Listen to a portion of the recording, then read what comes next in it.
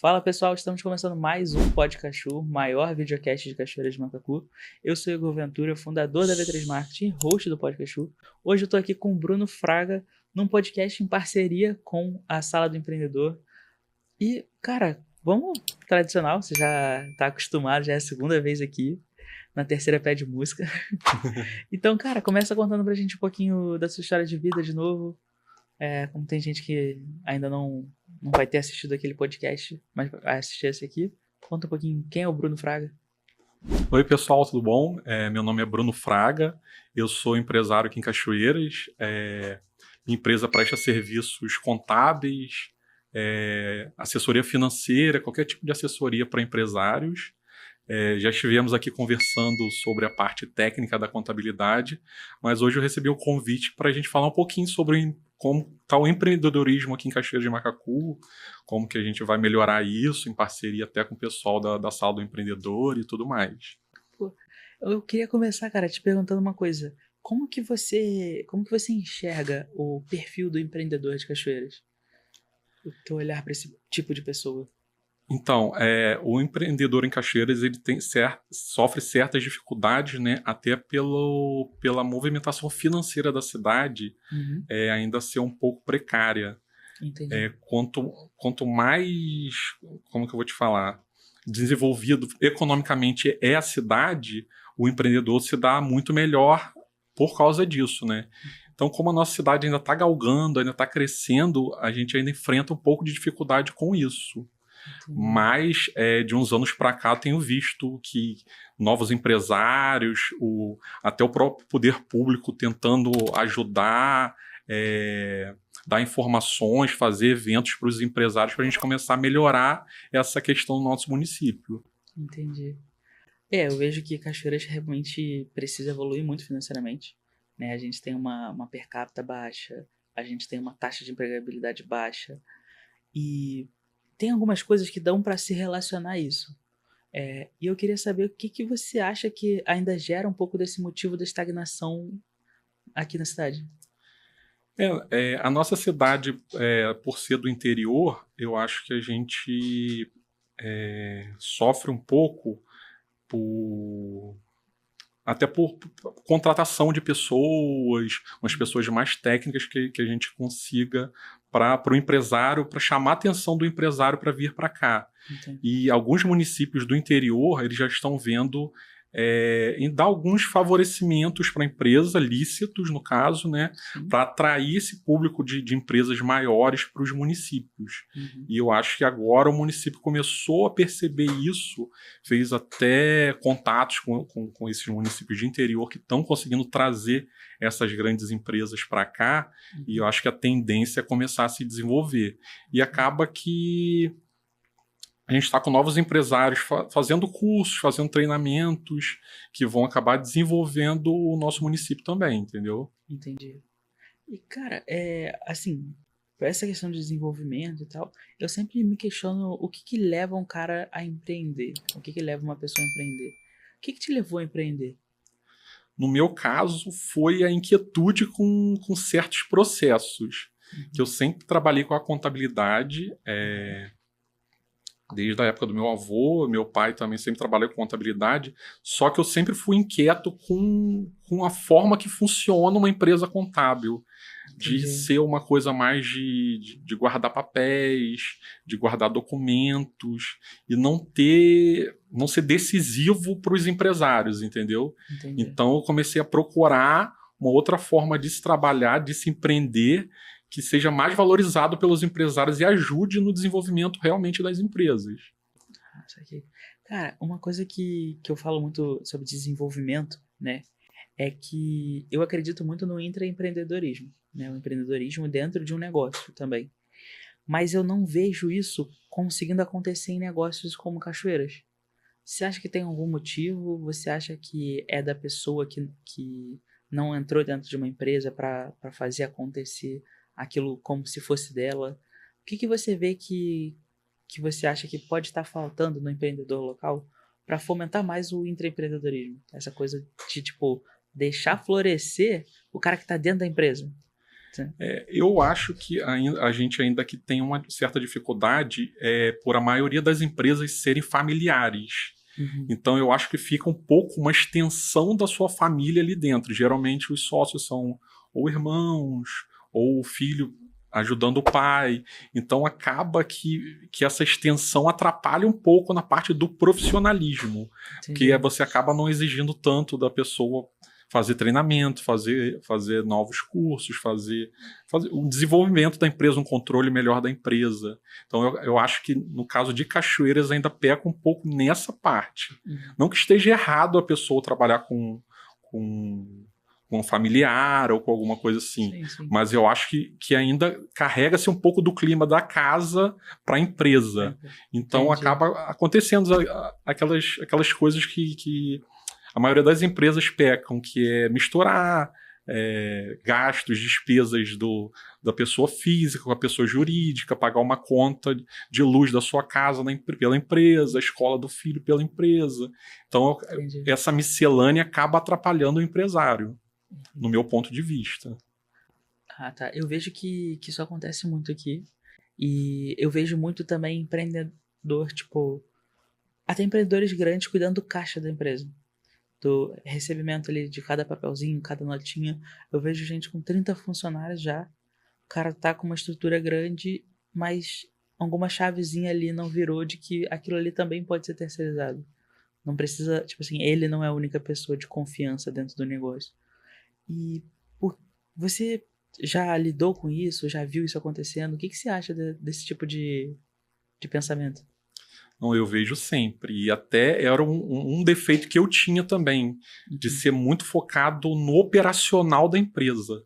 Sendo que o proprietário, o sócio, ele tem que deixar essa parte, no meu ponto de vista, essa parte operacional para um terceirizado, para um bom gerente, para um bom contratado, para você começar a abrir seus olhos para novas oportunidades, novos treinamentos. Se você ficar mergulhado no operacional da empresa, no caixa da empresa, por exemplo, ficar contando dinheiro, essa parte, cara, você não abre os olhos para novas oportunidades, tanto para parceiros quanto para, de repente, um desconto em algum certo de coisa, você estudar a legislação tributária, que de repente você tem ali dentro uma oportunidade que você não consegue, você sair para pesquisar na rede bancária um bom financiamento, com uma taxa de juros bem melhorada, ou pesquisar, de repente, um programa do governo que consiga um capital de giro melhor para a sua empresa. Então, se você ficar mergulhado no operacional, você não tem tempo para procurar esses novos caminhos para melhorar seu empreendimento. Entendi. O cara que fica preso ali no operacional, ele não evolui a empresa. Aquele ditado que dizem que o cara que trabalha muito não tem tempo de ganhar dinheiro, é mais ou menos isso. O cara que trabalha muito ali dentro, preso no operacional, ele não tem tempo de abrir a visão e procurar novas oportunidades ou melhores oportunidades, né? Entendi. Cara, eu vejo muito também uma questão que acontece do cara não conseguir crédito porque ele não tá fazendo alguma coisa certa. Alguma coisa ele tá se desenquadrando, não tá seguindo os caminhos mais corretos. O que você vem vendo que acontece no empreendedor municipal que, tipo assim, que deixa o cara estagnado para conseguir crédito com o banco, para conseguir um financiamento, para conseguir uma aplicação para fundo, para aumentar o fluxo de caixa da empresa? O que o cara pode estar fazendo de errado para isso estar acontecendo dentro do negócio dele? Hoje em dia, por exemplo, lá na nossa empresa, a gente tem uma parceria também com a AG Rio, que a gente fornece crédito para empresários. Sim. A maior dificuldade para a captação de documentação para a gente conseguir liberar crédito, geralmente é o faturamento, porque, por exemplo, o empresário às vezes não tira a nota fiscal de tudo, fica faltando. Então acaba que a receita dele sendo muito baixa, a receita fiscal dele, que é levada em consideração pelos bancos, pelas agências de fomento, para conceder o crédito. Então, se você tem um faturamento muito baixo, você fica sem crédito, sem confiança dessas empresas para liberar um pouco mais de dinheiro para você, entendeu? E uma outra coisa também é a parte patrimonial. Por exemplo, alguns desses empréstimos são diretamente ligados ao patrimônio do sócio. Então, muitos sócios, por mais que eles tenham patrimônio, eles não declaram esses patrimônios no imposto de renda da pessoa física, nem da pessoa jurídica da empresa. Aí esses bancos e essas agências de fomento não têm da onde ter essa segurança de, se o empresário não fizer o pagamento, de como eles vão receber. Então acaba que, não tendo confiança, automaticamente os juros é maior.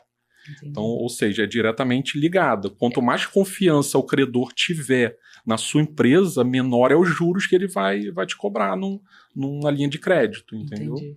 Então, tipo assim, se você fosse dar conselhos sobre isso, então como que seriam esses conselhos para o cara resolver esses problemas? Quais que seriam os caminhos para ele fazer? Tipo, tanto pessoal quanto empresarial. O caminho por exemplo, empresarial é você emitir suas notas fiscais sempre, todo mês, tudo certinho, do seu faturamento real, que isso tudo vai ser levado em consideração, tanto para sua tranquilidade com o fisco, né, quanto para, se você precisar de uma linha de crédito dessa, porque é totalmente ligada à confiança das instituições bancárias no faturamento fiscal da sua empresa, que tem como eles provarem isso. É enviado para a Receita Federal, essas coisas assim. Então, eles levam em consideração e isso passa mais confiança para essa rede. E na pessoa física, a mesma coisa. Você fazer uma declaração de imposto de renda bem certinha, por exemplo, um profissional autônomo, ou um médico, uma coisa, fazer a declaração de imposto de renda toda certinha, com realmente os bens que você tem no seu CPF, para você provar que você tem um patrimônio, isso gera uma confiança para a rede bancária ou para essa agência de fomento para conceder esse crédito mais facilmente para você. Entendo. Então, assim, colocando os documentos no nome, carro, bens, tudo no seu próprio nome. No seu próprio nome, tudo certo, fazer escritura. Declarar isso no imposto de renda de pessoa física, que é o único comprovante que essa rede pode conseguir para provar que você realmente tem isso. É o documento oficial, o mais oficial possível, né? Entendi. E assim, como que você vê que uma empresa, assim, ela tem que ir seguindo os ciclos, né? E quando que você vê que, por exemplo, muita gente que assiste a gente é MEI, é micro e pequena empresa, como que você vê pro cara realmente mudar de perfil empresarial, né? Mudar de MEI para microempresa? Qual que é o estágio que ele tem que tomar essa decisão? Hoje em dia, legalmente, né, o faturamento é a única coisa que influencia hoje para o MEI, legalmente. Hoje em dia, se eu não me engano, é 6 mil, 7 mil, alguma coisa de faturamento mensal. A partir de você extrapolar esse faturamento, você já é obrigado a migrar para uma microempresa. Aí, dentro dessa microempresa, aí num estudo tributário, você vai ver o que seria melhor. Se você se enquadrar no Simples Nacional, que é um regime tributário, ou no lucro presumido, que é um outro regime tributário, ou no lucro real, que é um outro tipo de regime. Isso é ideal você pegar de acordo com o tipo de empresa, de acordo com o faturamento, com as despesas da empresa, se fazer um estudo de qual melhor se enquadrar. Mas basicamente o que todo mundo faz é sair do MEI, né, para o Simples Nacional. Hoje em dia, por exemplo, eu não concordo muito com essa linha de faturamento de 6 mil e pouco mensal, principalmente para quem é do meio da parte de comércio. Porque o que acontece? A parte de comércio, você tem esse faturamento, mas você tem que levar em consideração que praticamente a metade daquilo de despesa é na compra da mercadoria. Então acaba que o lucro que o empresário está tendo é muito pequeno, porque ele tem muito gasto para comprar mercadoria para botar a empresa para rodar, né? Já um prestador de serviço, o custo e as despesas dele são um pouco mais enxutas. E, geralmente ele que faz o trabalho, ele que faz o serviço. Eu até concordo mais ou menos nesse patamar de MEI. Entendi. Mas a partir do momento que você começa a ver necessidade de contratar uma pessoa, de ter uma movimentação financeira assim, a partir aí dos 6 mil e pouco, eu já acho a se pensar, a procurar um contador, a conversar, para já começar a se preparar para essa migração. Entendeu? Porque acaba o MEI tem não precisa fazer a contabilidade, né? Mas se você já tem pretensão e você tem uma noção de aumento do seu faturamento, você sabendo mais ou menos quando você vai fazer a migração, é muito mais fácil você já ir se preparando antes para quando acontecer essa migração, você já está com a empresa redondinha. Entendi. E o que você vê que são fatores de influência assim, para uma empresa, desde o começo, ser bem-sucedida? Para mim, o empresário tem inquietude, não parar de estudar, não parar de pesquisar sobre seus produtos, não parar de se comparar com os outros empresários do mesmo ramo na sua atividade. Se você se estagnar, eu acho que é a maior chance da empresa também se estagnar ou até morrer, né? É você ficar parado no tempo. Eu acho que essa inquietude do empresário, isso que faz ser um empresário, essa inquietude o tempo todo de tentar melhorar, de tentar fazer crescer, de criar novas ideias, de melhorar certos tipos de serviço, eu acho que isso faz toda a diferença. Entendi. Cara, essa questão da inquietude eu acho que é quase essencial, né? Eu só vejo, assim, uma das coisas que eu também recomendo muito para quem está começando é, se possível, se fizer sentido também, ter uma sociedade. Começar com um sócio parceiro, alguém que eu vejo que são vários altos e baixos, né? Tem hora que a gente passa uns dobrados que é difícil aguentar sozinho. É para dividir o problema, né? Então eu também colocaria... É mais uma das coisas que eu colocaria nesse... Que eu acrescentaria, eu acho. E até uma outra dica que eu dou também é, de repente, você... Se for conseguir essa sociedade, se você puder escolher ser um sócio que tem habilidades completamente diferentes da sua. Diferente. Por exemplo, igual você tem uma empresa da parte de marketing. Cara, você gosta muito de marketing, você trabalha com isso diretamente. De repente, você fazer uma sociedade com um cara que é mais de administrativo, que cuida mais da parte financeira. Então, vocês acabam dividindo esse operacional da empresa, né? E um dá uma visão melhor para o outro, abre mais leques para o outro, entendeu? Sim. Então, eu acho que, tipo assim, dois sócios com as mesmas habilidades...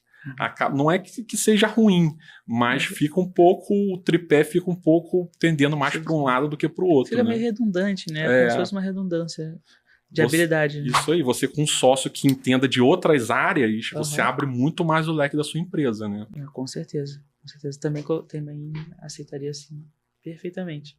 Porque o cara tá ali, por exemplo, você tem a habilidade... Normalmente, o cara... um empreendedor, a empresária, eu vejo que tem o cara que é mais de rua, o cara que é mais interno. São habilidades complementares, muito complementares.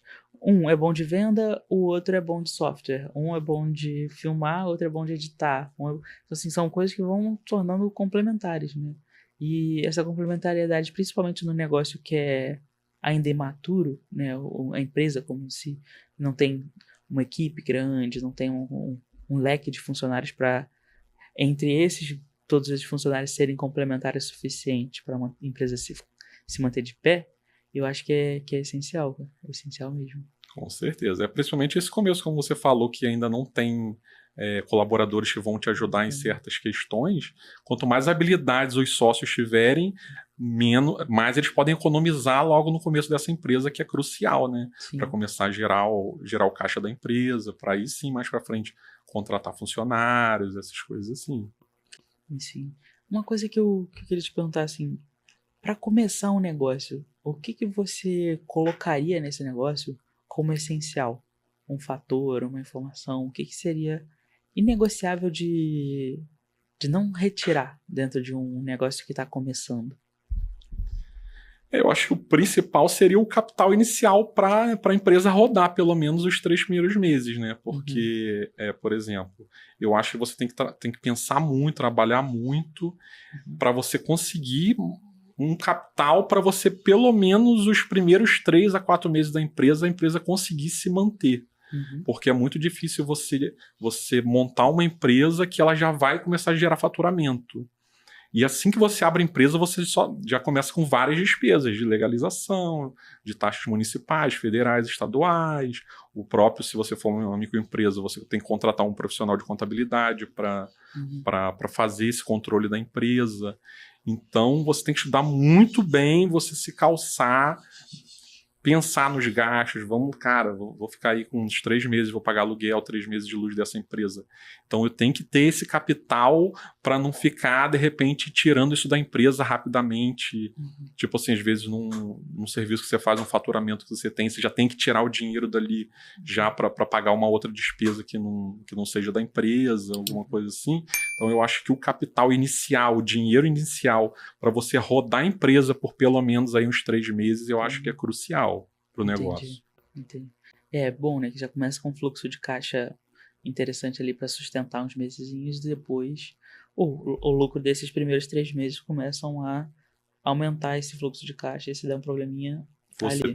Você tem Na verdade, o negócio aí, pelo menos o ideal seria uns 6 meses, né? Você ter esse fluxo de caixa para aguentar, porque a empresa não começa a dar lucro, fazer faturamento de um dia para o outro, né? Raramente são as empresas, a não ser que já tem um negócio praticamente meio que fechado e tal. Sim. Mas você tem que ter essa preocupação desse dinheiro inicial, porque é como se fosse uma nova pessoa, para ele se bancar durante um tempo. Entendi.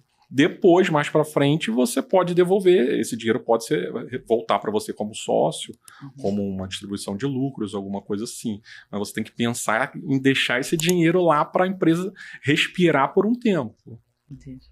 E assim, dentro, por exemplo, já pessoalmente no teu negócio, como que foram os desafios do começo do teu negócio, os primeiros meses de empresa?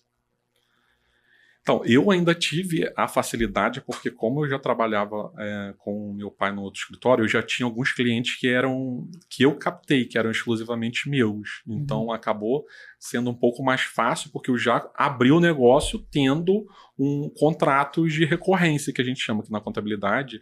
A nossa facilidade é a recorrência, né? Porque você contrata a pessoa e todo mês tem o honorário ali. Então, eu já tinha isso pré-pronto lá, né? Já tinha isso anotado, eu já sabia. Já tinha noção do meu faturamento para daqui a 3, 4 meses, eu já tinha uma noção. Por mais que tenha alguns inadimplentes e tal, eu tinha como ter essa previsibilidade. Entendeu? Então, para o meu ramo, é um pouco mais fácil.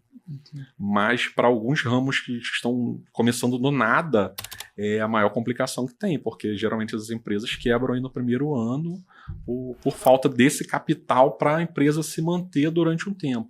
Acaba que o empresário quer arrancar dinheiro da empresa muito rápido. Entendi. E, na verdade, a empresa é como se fosse um familiar seu, né? Você tem que deixar ela lá, girar. Se você tirar todo o caixa dela, como é que ela vai se alimentar para o próximo mês, para depois, mais para frente, ela te gerar um benefício, entendeu? Entendi. Então, você tem que ter esse pensamento. Entendi. E esse modelo de recorrência, você recomenda ele com frequência para ser usado pelos seus clientes? Você consegue ver isso sendo aplicado em outros negócios, além da contabilidade? Sim, tem vários negócios que trabalham com isso. Por exemplo, academias, escolas, consegue manter essa recorrência. Então, para o negócio é muito bom. Até mesmo para, vamos dizer, para a área de crédito. Você tendo um contrato de recorrência com alguns clientes e você demonstrando isso para o banco, porque, por exemplo, você pode tirar a recorrência já para o ano inteiro. O banco já tem ali essa informação, ele te concede um crédito muito melhor, porque ele já sabe que você tem aquilo ali para receber. Como se fosse uma previsão de caixa. Como se fosse uma previsão de caixa, que hoje em dia muita gente consegue fazer um adiantamento. Por exemplo, eu tenho um contrato de 1 ano com um cliente meu, e eu já posso emitir as boletas para eles até o final do ano, por causa desse contrato. Entendi. Quando o banco vê isso, ele já confia mais na sua empresa. Então, você, por exemplo, na parte de um crédito, um financiamento, você consegue bem mais fácil. Entendeu? Então, Fora que para o giro da empresa é muito mais fácil de você controlar o fluxo de caixa, né? Sim. Que uma empresa, por exemplo, do ramo de comércio, por exemplo, é muito difícil você controlar. Você consegue, para trás, você ver o seu fluxo de caixa e tentar manter aquilo ali. Certos meses, lógico, não vão bater igualzinho, mas você vai ter uma previsibilidade. Só que dependendo do tipo de serviço e tal, aí é um pouco mais fácil. Pô, entendi. Cara, foi informação, hein? Foi muita informação. Cara, eu gosto muito de podcasts assim que eu consigo tirar coisas que são diárias que eu gosto de falar, gosto de debater. E assim, eu sinto até que a gente já tá chegando ao finalzinho, assim, fiz sei lá quantas perguntas. Acredito que o cara que é microempreendedor, o cara que está começando um negócio aqui na região, isso ajuda muito, são informações que ajudam muito. Você tem mais dicas para o cara que é um empreendedor local que você gostaria de deixar? A minha maior dica é você se formalizar Uhum. de acordo com o seu faturamento, é você criar o seu MEI, criar seu CNPJ, trabalhar certinho com o fisco, porque muita gente vai chegar para você e falar assim, não, eu faço assim há anos, eu faço assim há um tempão e nunca deu nada. Uhum. Cara, uma hora eu vejo, uma hora estoura e o bicho pega, porque vem juros, vem multa, é complicadíssimo. Entendi. Então tenta trabalhar com tudo certinho, o máximo que você puder. Uhum. E buscar sempre auxílio de empresas ou do próprio Sebrae, que pode te auxiliar até nesse começo que é mais difícil, num certo controle, e até às vezes uma empresa contábil, alguma coisa assim, você acha que vou lá e o cara já vai me cobrar, não. Senta, conversa, dá dicas, auxilia, entendeu? E a gente tenta ajudar o máximo que puder. Entendi. Poxa, cara, acho que só me restou te agradecer a sua vinda. Não sei se tem mais alguma coisa que a gente possa falar, que a gente possa puxar. Uma outra dica que eu dou também é a pessoa que quiser fazer uma abertura do microempresa, um MEI, procurar órgãos qualificados para se fazer isso, né? Ou um profissional contábil registrado no Conselho do CRC, ou procura a nossa sala do empreendedor junto à prefeitura ali, que eles vão te orientar, vão te passar todas as informações necessárias antes de você abrir esse MEI, para você se preparar para abrir esse MEI, para você não chegar abrindo assim a moda boi, entendeu? Entendi. E não ficar escutando o pessoal na rua falando isso ou aquilo. Procure os órgãos competentes que possam te ajudar, que sejam credenciados para isso, entendeu? E também manter sempre atualizado o seu cadastro no gov.br, que hoje em dia é a chave para tudo que for eletrônico do governo, tanto para empresas quanto na sua pessoa física. Essa é a porta de entrada, é a chave de entrada para qualquer tipo de alterações ou serviços do governo. Então, se você mantém esse cadastro Gov atualizado com seu telefone, seu e-mail, qualquer pessoa que possa tentar te dar um golpe, alguma coisa assim, você vai ser avisado e vai conseguir tomar as atitudes para tentar se proteger de um certo golpe ou alguma malícia que a pessoa tente fazer com você. Entendi.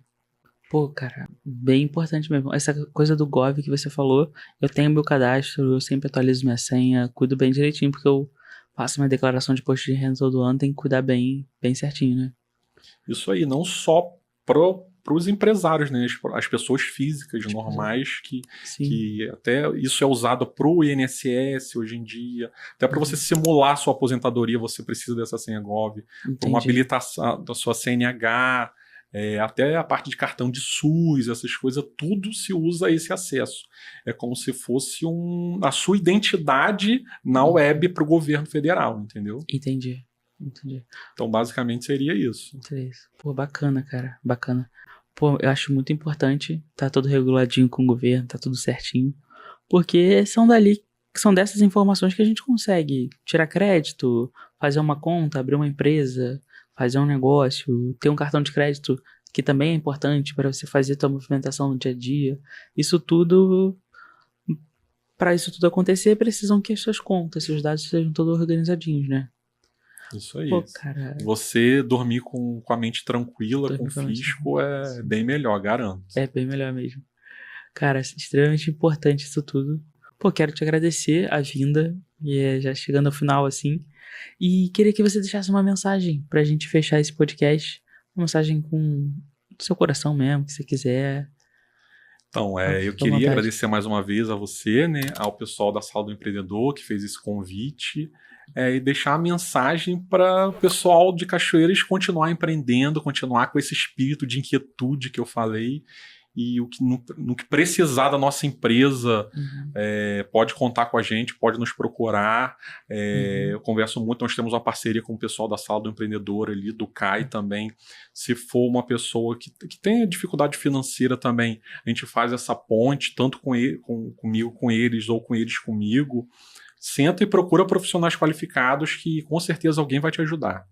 Perfeito então, cara. Obrigado Obrigado pelo tempo, pela dedicação, pela vinda. Obrigado para você que assistiu até aqui também. É muito importante, não esquece de curtir. Comenta aqui se você tiver alguma dúvida, se você quiser alguma informação. A gente vai deixar os dados do Bruno aqui, tudo certinho. Os dados da nossa parceria com a Sala do Empreendedor também, para você conhecer a Sala do Empreendedor. E continua comentando, curtindo, assistindo vídeos como esse, porque são vocês assistindo que mantêm o nosso projeto vivo, né? A gente precisa da audiência de vocês, a gente precisa das curtidas, pra gente continuar fazendo isso aqui com tanto gosto, com tanto apreço como a gente vem fazendo. E esse foi mais um podcast de Cachoeiras pro Mundo. Muito obrigado por assistir até aqui e até a próxima.